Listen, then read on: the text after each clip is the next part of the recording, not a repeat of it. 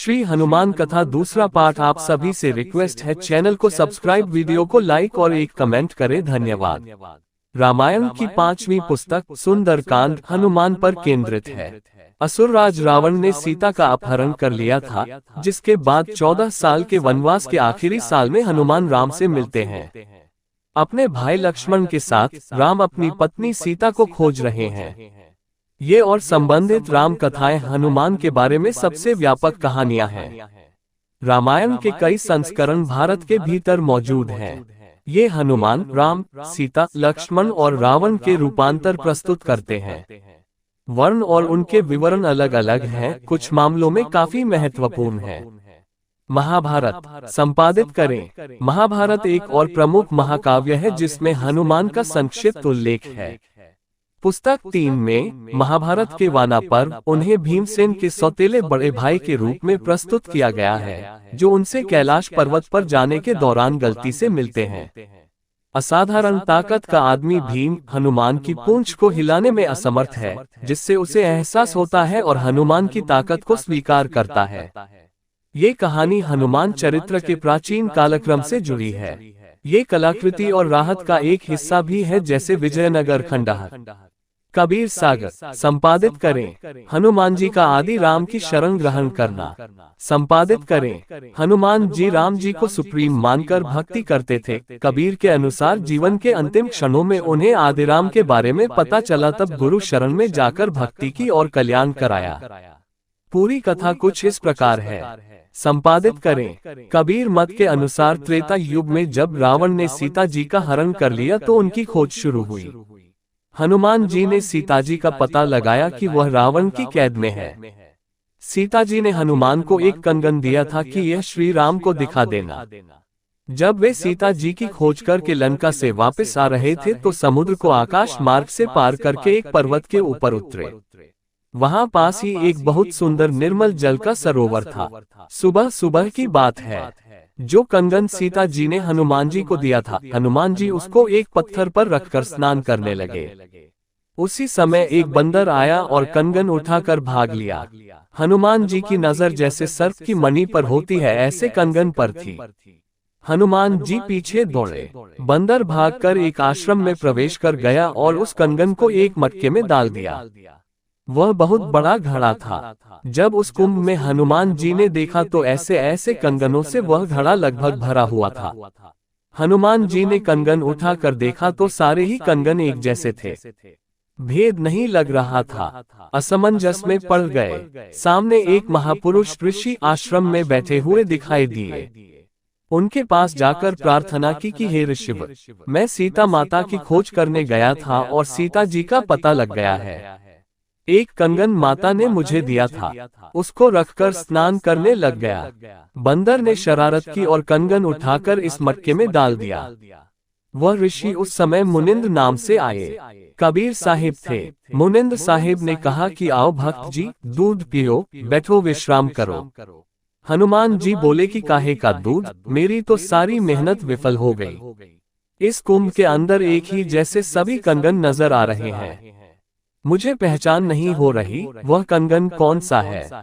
मुनिंद्र जी बोले कि आपको हो भी नहीं सकती। यदि पहचान हो जाए तो आप इस काल के लोक में दुखी नहीं होते, ये कठिनाइयां नहीं आती। मुनिंद्र कबीर साहिब जी बोले कि हनुमान जी, आप कौन से राम की बात कर रहे हो? कौन सीता? मुझे ये तो बता। हनुमान जी बोले कि आप अजीब बात कर रहे हो। सारे के सारे वन तथा संसार में एक चर्चा हो रही है, आपको मालूम ही नहीं। भगवान रामचंद्र जी ने राजा दशरथ के घर पर जन्म लिया है। उनकी पत्नी का रावण ने अपहरण कर रखा है, आपको नहीं मालूम। मुनिंद्र जी कहते हैं कि कौन कौन से नंबर के राम की मालूम करूं? हनुमान जी कहते हैं कि राम का भी कोई नंबर होता है। मुनिंद्र साहिब ने कहा कि ऐसे ऐसे ये दशरथ के पुत्र रामचंद्र 30 करोड़ हो चुके हैं और यह सभी जन्म और मृत्यु के अंदर हैं। ये पूर्ण परमेश्वर नहीं है, ये केवल 3 लोक के प्रभु हैं। इनके उपासक भी मुक्त नहीं हैं। हनुमान जी महसूस करते हैं कि यह महात्मा बहुत अजीबोगरीब बात कर रहे हैं। हनुमान जी बोले कि क्या श्री रामचंद्र जी 30 करोड़ बार आ चुके हैं?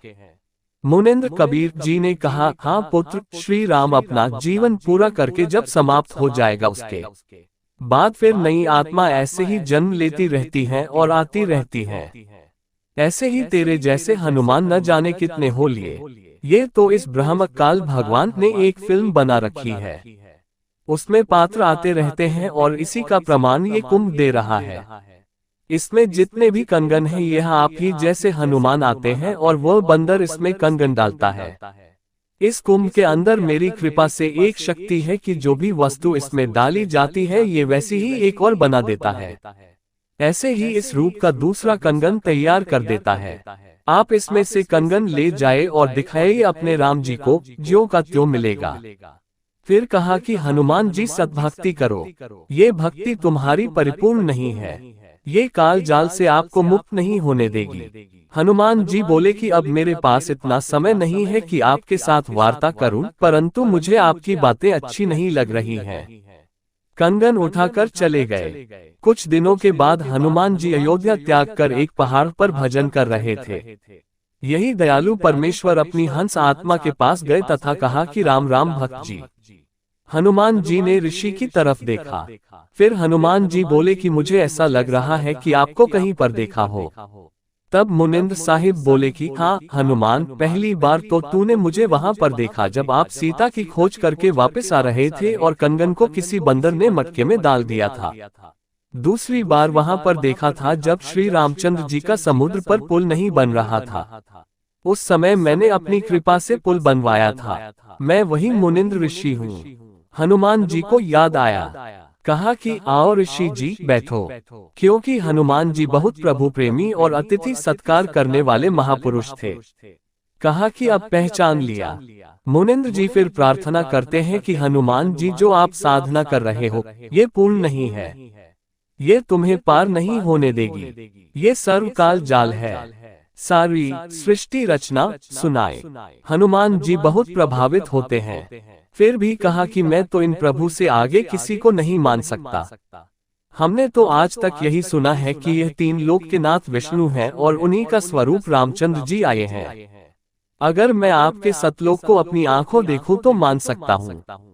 12 कबीर साहिब ने हनुमान जी को दिव्य दृष्टि दी और स्वयं आकाश में उड़कर सतलोक पहुँच गए।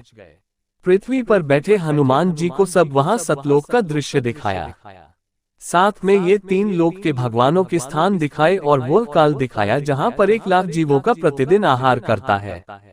उसी को ब्रह्म अक्षर पुरुष तथा ज्योति स्वरूपी निरंजन कहते हैं। तब हनुमान जी ने कहा कि प्रभु नीचे आओ, क्षमा करना, दास ने आपके साथ अभद्र व्यवहार भी किया होगा, दास को शरण में लो। हनुमान जी को प्रथम नाम दिया, फिर सत्य नाम दिया और मुक्ति का अधिकारी बनाया। Thanks for video watching. मिलते हैं तीसरे पार्ट में।